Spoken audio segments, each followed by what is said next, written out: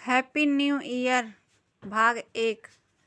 Hi everyone, एक बार फिर से आपका स्वागत है मेरी चैनल मेरी परिभाषा में। कहानी अच्छी लगे तो लाइक करके अपने दोस्तों में शेयर करना बिल्कुल भी ना भूलें। पिंटू को अपने बेटे की तरह पाला था मीरा ने। बहन होते हुए माँ की तरह अपना कर्तव्य पालन किया था, जिसका फल मीरा को देर से मिला। पर क्या वह फल मीठा था? डाकिये ने अपनी साइकिल की घंटी जोर से टनटनाई। उसकी इस आदत से मुझे चिढ़ सी है। वह तब तक घंटी बजाता रहता है जब तक कि कोई गेट पर जाकर उससे चिट्ठियां न ले ले। मैंने कितनी बार उसे समझाया है कि तुम चिट्ठियां गेट के भीतर डाल दिया करो, लेकिन वह मानता ही नहीं। एक दिन जब नाराज होकर मैंने उससे कहा था कि तुम्हारी यह आदत किसी दिन मेरी टांग तुड़वा कर रहेगी, भागती हुई आती हूँ, तो उसने हंसकर कहा था, मैं आकर सेवा करूँगा माँ जी। गेट के भीतर किसी लावारिस बच्चे की तरह चिट्ठियों को छोड़ जाना भला अच्छा लगता है? कोई उठा ले, हवा में उड़ जाए या बारिश में भीग जाए तो मैं कब से कहता हूँ कि एक लेटर बॉक्स टांग दीजिए। मैंने उसे झिटकते हुए कहा था, कभी कभार तो कोई चिट्ठी आती है, उसके लिए रुपए खर्च करके लेटर बॉक्स टांग दूं? माँ जी लीजिए, आज 3 न्यू ईयर ग्रीटिंग्स लाया हूँ, कहकर उसने चिट्ठियाँ मेरे हाथ में रखी और नमस्ते माँ जी कहते हुए पड़ोसियों के गेट की ओर बढ़ गया था। मेरे मन के भीतर का चोर फुसफुसाया, लो आ गई ना भाई भावज की चिट्ठी।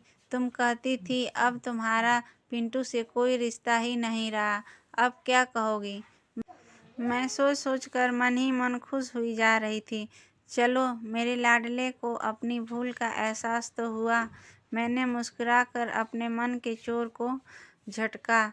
चुप रहो, अपनों से भला कोई कब तक रूठ सकता है? मैंने तो गुस्से में कह दिया था कि पिंटू से मेरा कोई वास्ता नहीं। गुस्से में तो आदमी क्या क्या नहीं बोल जाता है। मैंने तेजी से गेट बंद कर दिया और भीतर आ गई। बरामदे में रखे सोफे पर बैठकर मैंने पहला लिफाफा खोला। मेरे कर्नाटक वाले दोस्त ने भेजा था। उसकी पत्नी हर साल मुझे न्यू ईयर ग्रीटिंग भेजती है। ये लोग कभी कभार मुझे चिट्ठियाँ भी लिखते रहते हैं। मैंने दूसरा लिफाफा खोला। दिल्ली से गुड़िया ने ग्रीटिंग भेजा था, स्नेहिल शब्दों में ढेर सारी शुभकामनाएं। दिल की धड़कनों को बड़ी मुश्किल से संभाल कर मैंने तीसरा लिफाफा खोला। शुभकामनाओं के साथ शाहिद कमाल का नाम पढ़कर मन की खुशी गुब्बारे की हवा की तरह फुस करके निकल गई। कोई और दिन होता तो मैं कितना खुश होती। अपनी दोबिन सकीना के इंजीनियर बेटे शाहिद का न्यू ईयर कार्ड पाकर अपने इसी घर में रख कर मैं उसे पढ़ाया लिखाया था। पर आज मैं बहुत उदास हुई। मेरा यह दुख, यह दर्द बहुआयामी था। एक तो पिंटू की कोई चिट्ठी नहीं आई, फिर उसकी नकचढ़ी बीवी का बर्ताव और उस पर से बूढ़े अम्मा बाबूजी के हमेशा यह पूछते रहने के बारे में सोचकर कि पिंटू की कोई चिट्ठी आई, उसका फ़ोन आया, उसकी पत्नी अपने मायके आई थी मोतिहारी से। मुजफ्फरपुर गए बिना तो जबलपुर की गाड़ी मिलेगी नहीं। क्या वह तुमसे मिले बिना चली गई? आदि न जाने कितनी बातें सोचती रही। मुझे बेचैनी होने लगी। लगा जैसे दम घुट रहा हो। नीलू नाम की एक महिला दमे की मरीज है। उनकी पीड़ा कई बार मैंने अपनी आंखों से देखी है। उन्हें ऐसी ही छटपटाहट, ऐसी ही बेचैनी रहती है।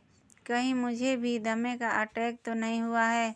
मैंने खुद से सवाल किया। मन के भीतर से आवाज़ आई, दमा व माँ कुछ नहीं है, यह अपनों का दिया दर्द है।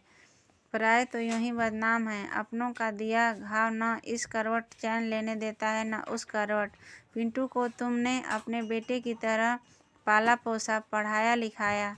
आज उसके लिए उसका ससुराल ही घर परिवार हो गया है। बस यही कष्ट है तुमको। उठो, हिम्मत करो। मैं उठकर खड़ी हो गई। बरामदा पार कर डाइनिंग हॉल में आई, फ्रिज खोलकर ठंडा पानी निकाला, उसमें थोड़ी सी इलायची की बुकनी डाली और गटागट पी गई। फिर दूसरा गिलास तैयार किया और उसे भी पी गई। मुझे खुद पर आश्चर्य हो रहा था। मैं गर्मी में भी एक गिलास से ज़्यादा पानी नहीं पी पाती थी और आज इतनी ठंड में भी 2 गिलास पानी पी गई। तभी फ़ोन की घंटी घनघना उठी। मैंने रिसीवर उठाया। मेरे पति का फ़ोन था। मैं आज ज़रा देर से आऊँगा, लगभग 10 बजे तक। आप चिंता न करें, इसलिए फ़ोन कर दिया। ऑफिस में आज नए साल की पूर्व संध्या पर एक पार्टी है। मैंने घड़ी की ओर देखा, 2:10 हुए थे। क्या करूं? वापस जाकर गेट बंद किया, बरामदे का दरवाज़ा बंद कर कुंडी लगा दी, बेडरूम में आ गई। लता के दर्दीले गानों का कैसेट लगाया। कमरे में आज जा रे, मैं तो कब से खड़ी इस पार, ये अखियाँ थक गई पंथ निहार, आ जा रे कि मधुर मधुर धुन बिखर गई। कॉलेज में जब भी कोई टेंशन होती, मैं घर आकर यही कैसेट सुनती रहती हूँ। ना जाने कौन सा नाता है इन गीतों से, बड़े अपने से लगते हैं। मैं पलंग पर तकिए के सहारे लेट गई। गीत की धुन पर मेरे प्राण भी किसी को आ जा रे पुकार रहे थे। पर पिंटू तो सार्वजनिक संपत्ति है, जिसे भ्रमवश मैं अपना मान बैठी थी। सभी बहनों का भाई, अपनी भावना शून्य बीवी का पति, अपने फ्रॉड साले का बहनोई, अपनी मायावी मौसिया सास का दामाद। वह भला मेरा कहाँ रहा?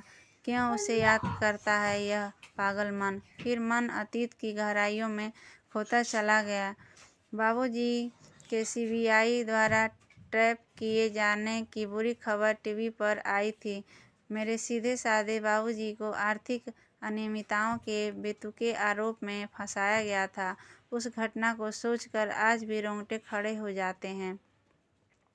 बिना अपना नफ़ा नुकसान सोचे, बिना किसी स्वार्थ के मैं भागी हुई गरीबा चली आई थी। आंचल में माँ के सारे आंसू और 3 छोटे भाई बहनों को समेट लाई थी। अपने 3 बच्चों एवं 3 भाई बहनों को मैंने एक साथ पालना शुरू कर दिया था। बहनें तो ब्याह कर अपनी ससुराल चली गईं, लेकिन भाई को तो विधवा से वृक्ष बनने में अभी देर थी। उसने हाई स्कूल पास किया, इंटर पास किया, बीएससी में इलेक्ट्रॉनिक लेने की मासूम सी जिद की। उस समय मुजफ्फरपुर जैसे शहर में इस विषय को लोग अलादीन का चिराग समझते थे। भयानक अफरा तफरी मची थी और सीटें थी मात्र 14। कई बार हिम्मत जवाब दे जाती, लेकिन जब पिंटू की भोली आंखें मेरी तरफ प्रश्नवाचक भाव से निहारती तो मैं उसे अपनी असमर्थता नहीं बता पाती। मन में लाखों आशंकाएं लिए मैं स्थानीय विधायक के दरबार में गई। बाप रे, वहाँ इतनी भीड़ थी कि आदमी की चमड़ी उधड़ जाए। धक्का मुक्का मारामारी लगी थी और बाहुबली विधायक एक राजा की तरह सिंहासन रूढ़ होकर फरियादियों की फरियाद सुनता। क्षण भर में ही दूसरा फरियादी पहले को धकिया कर आगे कर देता। मैं तो हिम्मत ही हार गई, घबराकर एक कोने में बैठ गई। तभी विधायक का एक चमचा मेरी ओर आया और उसने पूछा, आप प्रोफेसर मीरा हैं? मैंने जी हाँ कहा तो झट बोला, अरे तब बैठी हैं, आइए हम आपको विधायक जी से मिलवा देते हैं। पार्ट 2 के लिए मेरी चैनल को सब्सक्राइब करें।